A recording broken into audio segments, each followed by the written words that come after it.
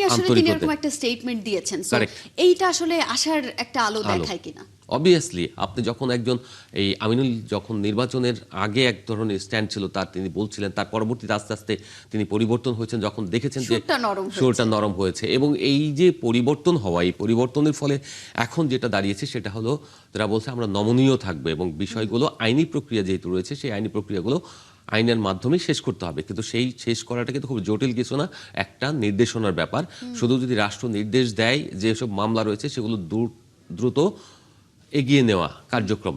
এখন যে দোষী ওখানে শেখ হাসিনা আছে, আরও অন্য যেসব অভিযুক্ত যে রয়েছেন জুলাই আন্দোলনের সময় হত্যা মামলার সঙ্গে, তাদেরকে বাদ দিয়ে কেবলমাত্র যারা নির্দোষ এখানে রয়েছেন, অনেক মানুষই রয়েছেন যাদেরকে জড়ানো হয়েছে, তাদের ব্যাপারে চার্জশিট দিলে এইটা কিন্তু একেবারে খারাপ কিছু না। কারণ অনেক মানুষ এরকম সাফার করবে সারা জীবনে, এরকম মামলা টানতে পারে না, তো একটা জায়গায় সে শেষ করতে হবে, একটা জায়গায় শেষ করতে হবে।